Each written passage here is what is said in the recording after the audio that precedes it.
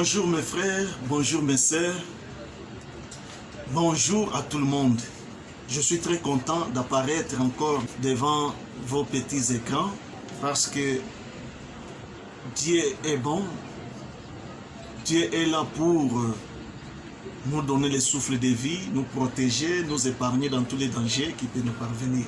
Je n'ai pas tellement de choses à vous dire, mais on voulait un peu partager à propos de la richesse.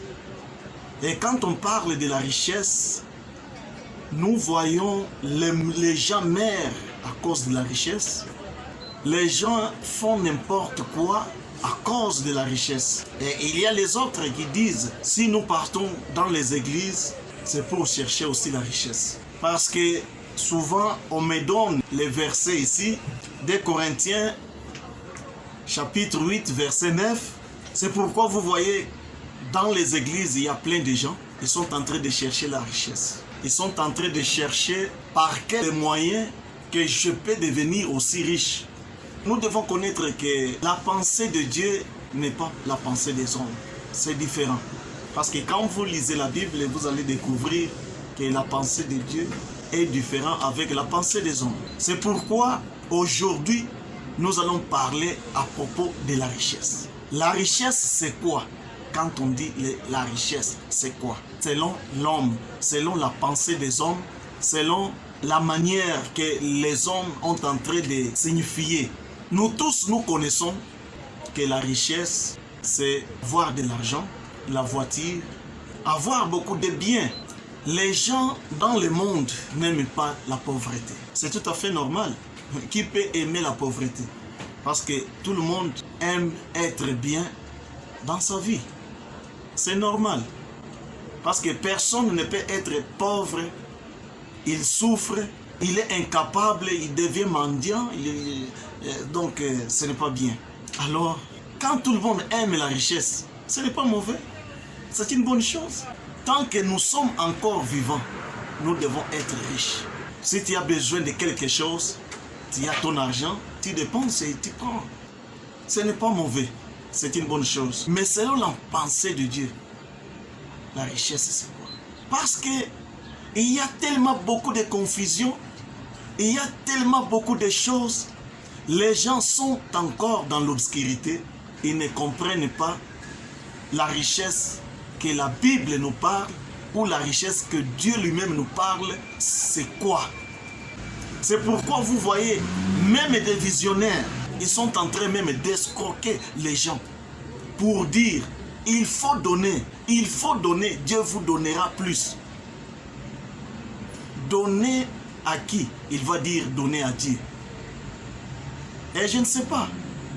Vous voyez Dieu, il y a beaucoup de gens, ils sont en train de souffrir, mais ils prennent l'argent, beaucoup d'argent même, pour enrichir la personne.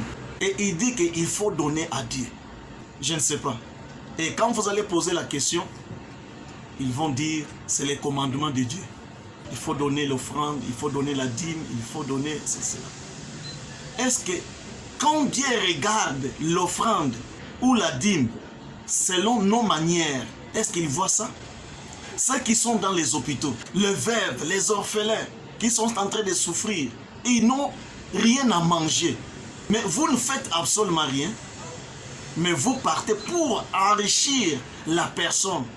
Nous faisons selon nos pensées. C'est pourquoi il y a des multitudes des églises. Un visionnaire peut commencer avec une personne. Ils sont en train maintenant de faire grandir le travail de Dieu, ce que nous disons. Et par après, il part même sans au revoir pour faire aussi son église. Pourquoi? À cause de l'argent. Ils ne s'entendent même pas. Il y a des désordres. Le visionnaire va prendre tout l'argent, il met dans son poche et les autres sont en train de souffrir. Et quand ils vont voir ça, et directement, ils vont maintenant, ces gens-là vont partir pour faire aussi leurs églises. Est-ce que cet argent-là, vous donnez à Dieu ou vous donnez à quelqu'un? C'est ça le problème. Mes chers frères, mes chers sœurs. Savoir plus dit, la vie est facile, mais c'est l'homme qui les rend difficiles. Quand Dieu a fait la vie est bonne. Mais qui complique la vie, c'est l'homme lui-même, c'est ses pensées. Parce que, regardez même, Jésus-Christ, en ressuscitant, il a dit à ses disciples, parce que ses disciples avaient une formation, il a dit à ses disciples, avant d'aller prêcher l'évangile, il faut attendre que le Saint-Esprit puisse arriver et aller prêcher l'évangile au nom de Jésus-Christ. Donc, c'est-à-dire, le Saint-Esprit va nous conduire dans la volonté de Dieu. C'est notre aide.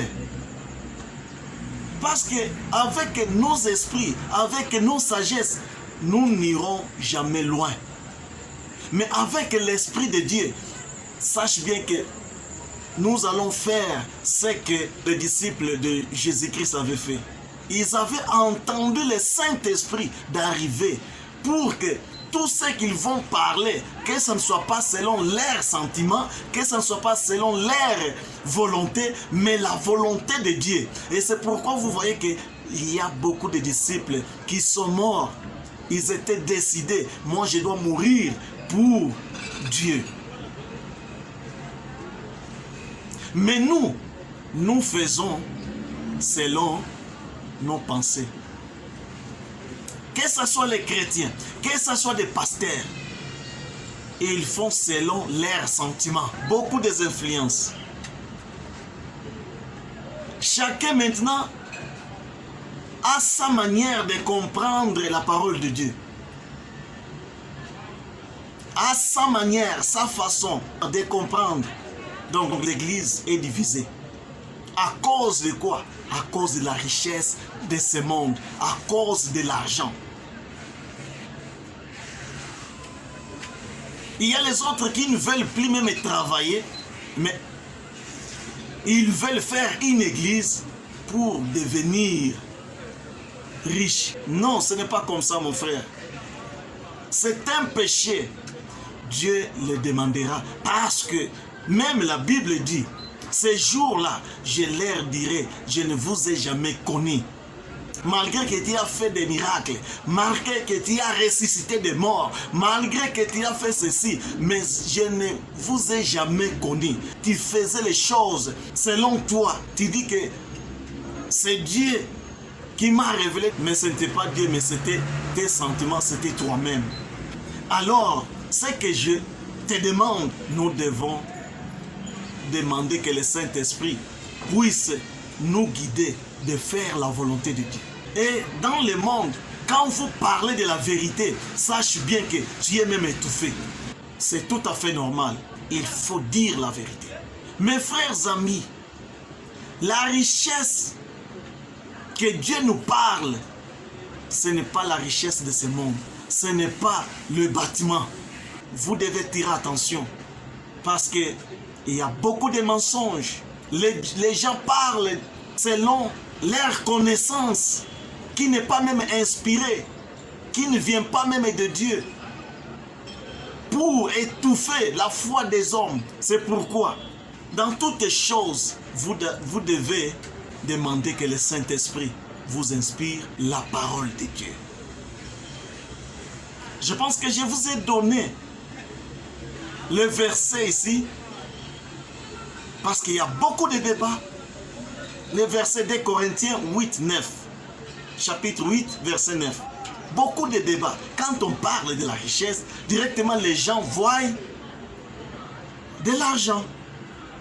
Mais je peux vous poser une question. Tu peux avoir l'argent, ce n'est pas mauvais, avoir l'argent. Mais quand tu vas mourir, tu iras avec cet argent. Maintenant, c'est la famille qui vont venir pour prendre ton argent que tu cherchais. Nous devons comprendre le langage de Dieu. Quand Dieu parle de quelque chose concernant toi, selon l'esprit, ça veut dire quoi? Si vous voulez connaître, vous devez me téléphoner. La richesse, ce n'est que Dieu nous parle ici, ce n'est pas l'argent. Parce que ça va rester. Vanité de vanité, tout est vanité. Vanité de vanité, tout est vanité. Ça va rester. Il y a des riches qui meurent, qui laissent tout.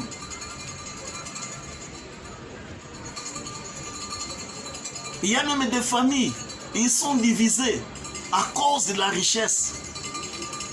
Famille, les frères et des frères de même famille, divisés à cause de la richesse. Les parents divisent leurs enfants à cause de la richesse. Parce que celui-là a de l'argent, tu commences à aimer l'autre personne parce qu'il a l'argent. L'argent divise. L'argent divise. Avec l'argent, Dieu n'est pas là.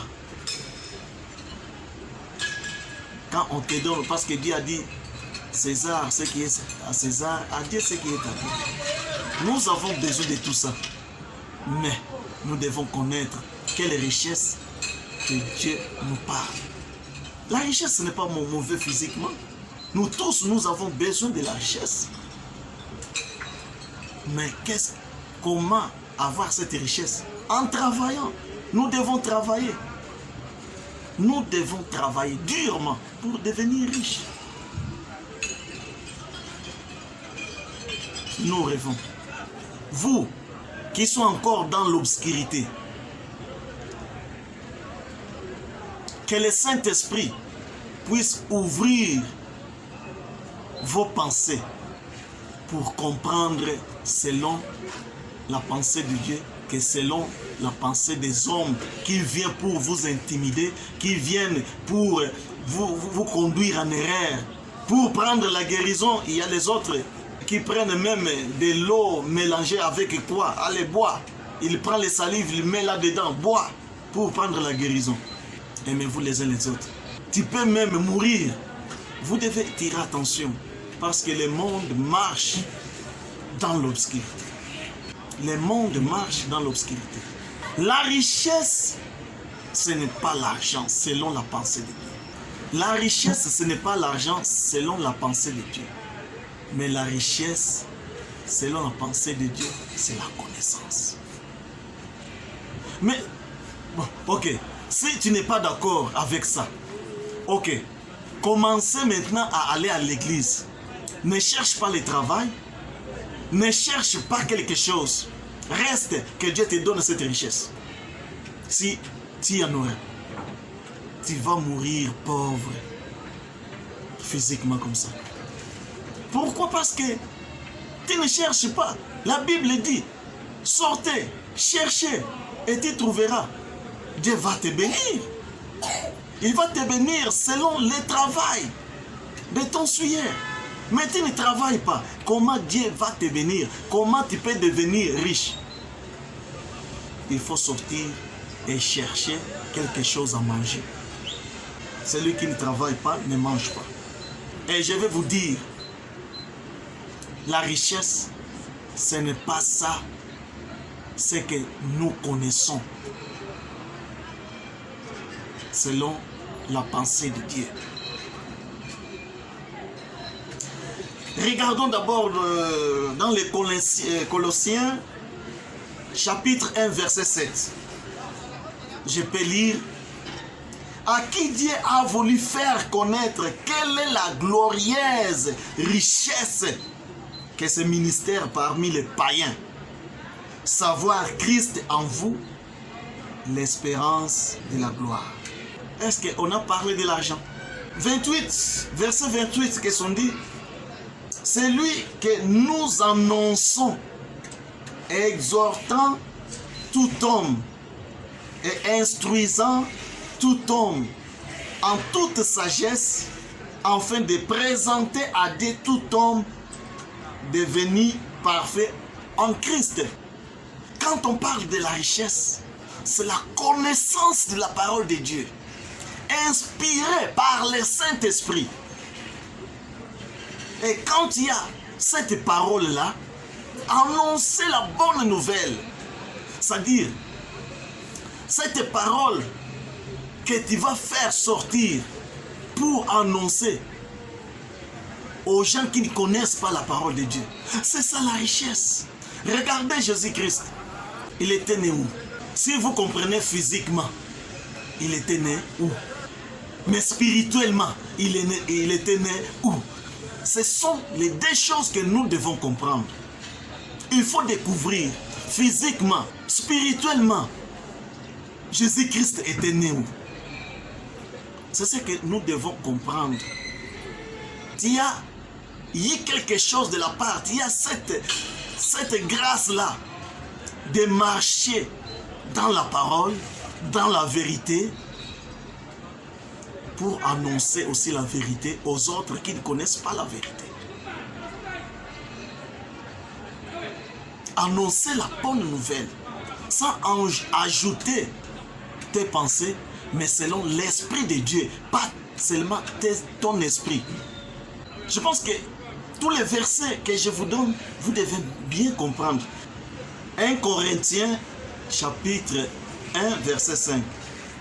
Car en lui, vous avez été comblés de toutes les richesses qui concernent la parole et la connaissance. Car en lui, vous avez été comblés de toutes les richesses qui concernent la parole et la connaissance. 1 Corinthiens chapitre 1, 5 nous dit, c'est ça. Donc la richesse, ce n'est pas l'argent que toi tu cherches à l'église, c'est la connaissance. Quand tu pars à l'église, va chercher la connaissance de la parole de Dieu. Ce n'est pas l'argent. Et que vos pasteurs ne vous induisent pas en erreur de dire que donner l'argent, Dieu va vous donner. Non. Si vous voulez donner,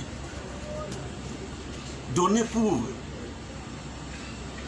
contribuer sur quelque chose de l'église, parce que c'est l'œuvre de Dieu. Acheter les chaises, acheter ce que l'église demande, non, il faut que ce lieu-là soit propre. Mais maintenant vous dites que non, je donne à Dieu. Non, la dîme que toi tu as donnée à Dieu, l'offrande que toi tu as donnée à Dieu. Peut-être vous allez dire, oh, dîme, quand vous parlez dîme, oh, donner à Dieu, moi je ne vois pas Dieu, parce que tu regardes l'argent et tu regardes la personne. Il faut donner ta dîme en esprit, il faut donner ton offrande en esprit. Il ne faut pas donner la personne, parce que la personne peut mourir. Nous sommes toujours les mêmes devant Dieu. Les pasteurs, on les jugera aussi. Toi, on te jugera aussi. Nous sommes les mêmes, même catégorie. Alors, quel est Dieu que toi tu es en train de dire? Quand tu vas dire que non, il présente Dieu. Mais toi tu présentes qui? Tu présentes Dieu ou tu présentes Satan? C'est ça ce que nous pouvons connaître. Tu présentes Dieu ou tu présentes Satan? Parce que ton pasteur présente Dieu. C'est Dieu lui-même. Mais toi, tu es qui? L'image de Satan? Ou comment? On est en train de vous mettre en erreur. C'est pourquoi vous voyez dans le monde, les pasteurs sont devenus riches de vanité. Mais pas Dieu. Mais dans leurs paroles, on parle de Dieu. Mais quel Dieu que ton pasteur est en train de parler? Je n'attaque même pas. Mais c'est la vérité. Il faut dire la vérité. Il faut dire la vérité. Parce que les visionnaires sont en train maintenant d'induire les gens en erreur. Je ne suis pas en train d'attaquer des pasteurs, mais je suis en train de dire la vérité. Parce que ce sont des visionnaires. Ils sont en train de diriger beaucoup de gens, de conduire beaucoup de gens. Est-ce que Dieu t'a demandé qu'il a fait? Ou il t'a demandé que non, j'ai besoin de l'argent.